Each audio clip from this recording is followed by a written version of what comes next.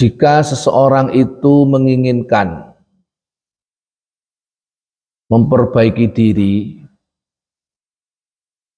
maka langkah pertama untuk memperbaiki diri itu adalah memperbaiki hati. Hati seseorang itu sebagai mesin penggerak dari seluruh anggota badan manusia. Kalau hati seseorang itu baik, maka di situ akan memunculkan anggota tubuh yang baik, yang bagus. Kalau hatinya itu tidak baik, hatinya itu kotor, hatinya itu jahat, maka akan memunculkan anggota tubuh yang jahat, yang kotor. Maka untuk menjadi baik, orang itu pertama kali yang diopeni haruslah hati. Ya. Karena apa? Karena hati itu adalah pusat. Wa a'malu hadil jawarih innama yatarassahu min sifatil qalbi. Tercerminnya anggota badan itu karena apa? Dikontrol oleh hati. Aku ngomong lek dikontrol ngono gak wani cepet-cepet, sebab ngomong lek cepet-cepet dikontrol lek ilang ere bahaya. Jadi hati itu sebagai pengontrol anggota tubuh kita. Kalau hatinya itu putih, bahasa kiasan kan gitu, dikiaskan. Kalau hati itu putih, ya maka perbuatan manusia itu akan putih.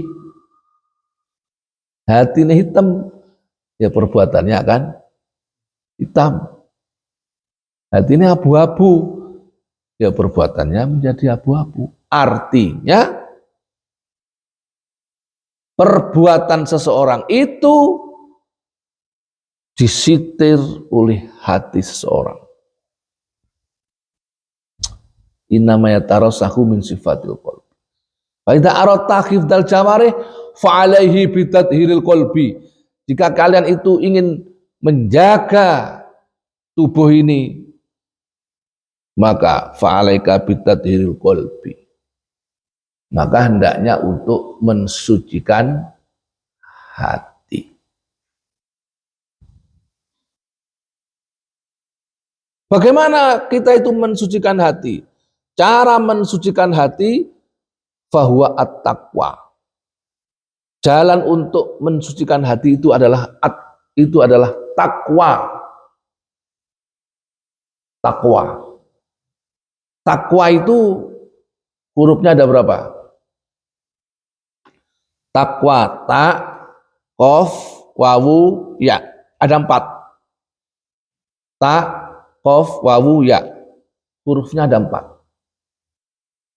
Cara kita mensucikan hati itu harus melalui takwa itu. Kalau takwa ini secara etimologi, secara istilahnya ulama-ulama, takwa itu ya imtisalul awamir wajtinabun nawahih. Menjalankan perintah Allah, menjauhi larangan Allah. Tapi secara terminologi, secara bahasa, secara tekstual, takwa itu memiliki 4 huruf yang mempunyai makna sendiri-sendiri. Yang pertama, takwa itu tak. Tak itu artinya tawakal. Jadi uang itu nek kepengen atine resik, siji kudu duwe ati pasrah ning ngene Gusti Allah. Tak tawakal. Wis pasrah. Mari nyambut gawe wis pasrah. Mari ngarit ya wis pasrah. Mari golek iwak ya wis pasrah. Mari kerja ning kantor pasrah. Pokoknya setelah usaha pasrah. Ojo pasrah tok loh. Karena usahanya keliru, karena pasrah ini adalah ba'dal ikhtiar. Maka dalam Al-Quran itu disebutkan faida azamta fatawakkal ala Allah. Nek wis mari azamta usaha fatawakkal ala Allah. Nah, orang yang mampu bertawakal, tawakal itu pasrah. Bahasa kerennya mempunyai sandaran vertikal. Orang tawakal itu mempunyai sandaran vertikal. Siapa sandarannya? Ya Allah. Maka ketika orang itu mempunyai hati yang pasrah kepada Allah, isran duwe hati nelongso, tak omongin. Maka ketika orang itu tidak punya hati yang nelongso, susah, ya, maka pekerjaannya tidak akan menyakiti orang.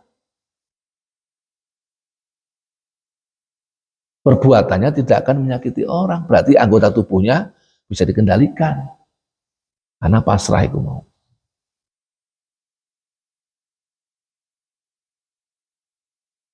Jadi tawakal ini justru akan membuat seseorang itu menjadi hidupnya enjoy. Maka dalam Al-Quran disebutkan, وَمَنْ يَتَوَكَّلْ عَلَى اللَّهِ فَهُوَ خَسْبُهُ. Wa may yatawakkal 'ala Allah, barang siapa yang bertawakal, berserah diri kepada Allah, punya sandaran vertikal, bahwa hasbuh, maka orang itu akan dicukupi oleh Allah. Orang itu akan dicukupi kalau orang itu takwa, tawakal.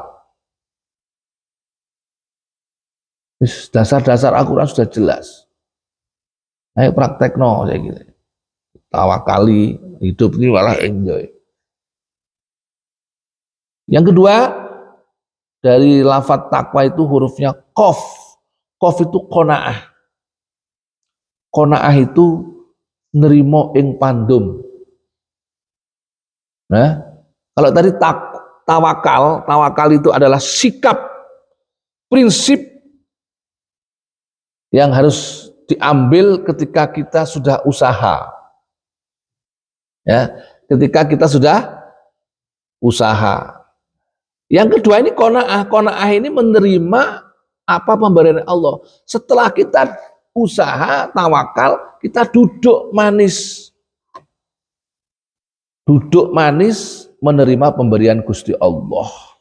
Oh ya wis hasilku sakmene. Alhamdulillah nrimo ing pandum. Itu namanya qanaah. Tidak semua orang mampu menyetir hatinya untuk qanaah. Kenapa? Karena manusia itu diberi sifat kurang. Kata Rasulullah, seandainya di depan mata manusia itu ada jurang yang berisikan emas, maka manusia itu akan mencari jurang lain. Jika jurang siji isine emas kurang. Itulah sifat manusia. Jadi sifatnya kurang. Maka yang terpuji di dalam hidup ini bukan kita menggebu-gebu mencari harta, tapi kita menerima pemberian Allah, menerima apa adanya pemberian Allah. Itu yang terpuji. Nek golek tetep golek, kewajiban golek itu, megawe wajib, usaha wajib. Tapi menerima pemberian Allah dengan hasil kerja keras kita itulah yang tidak semua orang bisa. Gak semua orang itu mampu menerima hasil akhir. Ya lek hasil akhir apik, lek elek kadang gak kenerima. Mari usaha, megawe, ngowoyo, ada tibake bangkrut. Nah ini orang kadang tidak bisa menerima pemberian Allah dengan bangkrut. Hidup itu yang penting hasil akhir. Hasil akhir. Proses itu adalah bagian daripada perjalanan. Ya wis bayane yang proses ya. Yang penting hasil akhir. Kaya awakmu mondok ini. Wis bayane proses ngene iki, swara, diobrak-obrak. Sing gelem tapi akeh sing gak gelem. Sing gelem swara, diobrak-obrak tangi, suweneni, diintimidasi, dihukum. Bayane proses tapi hasil akhir. Orang yang mampu mengendalikan dirinya di dalam mencari ilmu, dia bersabar dan berkhidmah, ilmunya bakal manfaat. Coba lihat, orang yang ilmunya manfaat, uripe mulya. Orang yang ilmunya manfaat, uripe bakal kepomo. Orang yang ilmunya manfaat, hidupnya bermartabat. Kenapa? Hasil akhir. Kita lihat, tapi prosesnya tidak tahu. Biar soro, diapui, ya toh soro dihukum, soro di alah wis pokoke gak nek diceritakno lek sorone ning pondok. Nah, jadi qanaah ini adalah bagian daripada menata hati. Yang ketiga adalah warok. Warok itu wirai. Wirai itu menjaga keharuman. Tidak menampakkan diri sebagai orang baik, tetapi menutupi kebaikan, itu namanya wirai. Yen duwe ajane klambi apik tapi digawe sing biasa-biasa. Engko klambi apik dike salat tahajud bengi gak ketok wong. Klambi apik engko digawe salat jamaah, klambi apik engko digawe Jumatan, engko digawe apa jenenge salat tasbih waktu malam Jumat. Sing diketokno sing elek-elek. Wirai itu menjaga keharaman dan menutup diri. Menutup apa?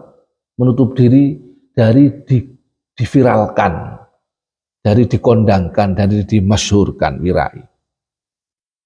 Dengan itu, maka kita akan menjaga kebaikan kita. Akhirnya hati kita tertata, gak gelem pamer, gak gelem sum'ah, gak gelem ujub. Tertata hatinya, anggota badan tertata. Yang terakhir adalah apa? Takwa. Ya, ono yae ya. Takwa ono yae. Iku ya apa alif? Hah? Ya apa alif? Lafat takwa nih kono awakmu nyebutnya itu ya apa alif? Alif kok koyo ya ngono? Hah? Alif bengkong. Itu namanya alif layyinah. Alif layyinah. Bentuk ya tapi di situ hakikatnya adalah alif. Namanya alif layyinah, alif sing dibengkong nih. Alif itu adalah tegak. Namanya alif itu ulfah. Ulfah itu punya kasih sayang. Mempunyai rasa kepedulian sosial kepada orang lain. Duwe rasa mesake ning gone anak-anak yatim. Duwe rasa mesake ning gone wong fakir miskin. Duwe rasa mesake ning gone wong sing bodho, akhirnya gelem ngajar, masih gak dibayar. Duwe mesake karo wong-wong rondo-rondo sing tuwek-tuwek, akhirnya gelem infak. Duwe mesake kepada anak-anak yang terlantar, akhirnya mau menjadi bapak asuh. Duwe mesake. Ini al-ulfah. Mempunyai kepedulian, kepekaan, kasih sayang kepada sesama. Papat itu modale urip. Kita akan menjadi orang yang bertakwa dan di situ akan mampu mengendalikan anggota tubuh kita. Kenapa hati yang perlu kita openi dulu? Nah, ini alasannya kan Nabi sing jawab, wal qalbu wal mudghah, karena hati itu adalah daging gumpalan daging yang berada di tubuh manusia. Allati idza saluhat saluha biha sairul jasad. Jika hati itu baik, jika hati itu bersih, mon atero mapan, soluha biasa irul jasad, maka mapanlah sedaya pekerjaan manusia. Sedaya jasad tidak mapan. Wa idza fasada biasa ilul jasad. Jikalau hati itu rusak, maka rusaklah semua anggota badan. Hati ini dendam, sering dengki, sering maksiat, sering caci maki, sering adu domba, pameran, kabeh dilakoni. Maka hati itu akan mencerminkan perbuatan yang jahat. Delok wis, lek ana wong perbuatan jahat, pasti atine nek gak gampang loro atian, memfitnah orang, nek gak gampang memfitnah orang, ya wis mengadu domba orang. Delok nek ana tangane wong kok jahil, mesti atine ya gampang nyeneni wong, atine gampang dendam pada orang. Gampang ada penyakit hati. Kalau perbuatan orang itu jahat, pasti hatinya jelek. Itu konsepnya Kanjeng Nabi, tidak soluha biha sairul jasad. Wa idza fasadat biha sairul jasad. Maka pesan moral yang terakhir, fastaghil bistilahihi litasluha biha jawarikuka. Maka sibukkanlah dirimu untuk memperbaiki hati. Sibukkanlah dirimu untuk memperbaiki hati. Kenapa? Dengan memperbaiki hati, biislahihi litasluha biha jawarihuk. Maka dengan memperbaiki hati, maka anggota tubuh kita akan baik. Kenapa kita angel dijak jamaah? Hatimu delok. Kenapa kita angel dijak ngaji? Hatimu pandangan. Kenapa kita angel dijak sedekah? Hatimu tolen. Kenapa kita berat sholat tahajud? Hati lihaten. Kalau masih ada penyakit 5 itu, pamer, memfitnah, mengadu domba, menyakiti orang, drengki, sum'ah, wis tambahan, ujub, tambah akeh wis penyakit. Jangan harap anggota tubuh kita ini menjadi baik. Ya. Jadi hati itu adalah akar segala permasalahan dalam hidup ini. Fastagil biislahih. Sibukkanlah dirimu untuk memperbaiki hati. Litasluha bihi jawarihuk, agar supaya perbuatan kita ini baik. Ya. Kenapa orang itu korupsi? Kenapa orang itu pencuri? Hatinya lihatan, pasti hatinya ada penyakitnya. Kalau nggak iri, ya sombong. Kalau nggak sombong, ya pamer. Kalau nggak pamer, ya namimah, sering mengumpat. Kalau nggak namimah, sering mengadu domba. Itu wis. Ya. Maka di dalam Al-Quran itu dikatakan orang yang akan bertemu dengan Allah, orang yang akan bertemu dengan Allah itu adalah ilaman atallaha biqalbin salim, yaitu orang yang datang dengan membawa hati yang selamat. Isiku wis gak ono liyane. Pembahasan apa lagi di dunia ini tidak ada. Karena kita sudah pembahasan yang pol yang akan kita selesaikan, yaitu masalah hati. Punjere ya wis hati. Hati itu kalau dene mesin, mobilnya mesinnya penak, mbok gonaan dia ya oke. Go najak oke, go mudhun ya oke, mbok tumpangi barang abot ya oke. Mbok balapan ya oke. Karena apa? Mesinnya baik. Mati ki oleh ati niki wis apik, mbok deleh dia ya wis oke. Dadekno petani ya oke, dadekno pejabat ya oke, dadekno apa makelar ya oke, dadekno pegawe ya wis oke, dadekno pertukangan oke tok wis pokoke wis atine apik soalnya mesinnya oke. Tapi lek mesinnya bobrok, alah aja anggap akan ada harapan baik. Maka hati dalam hidup manusia adalah pertama dan utama yang harus kita openi. Ayo saya ingin noto hati, ben pekerjaan yang lain bisa baik, anggota tubuh kita enteng digawe ibadah. Al-qaulu fi ma'asil qalbi wallahu alam.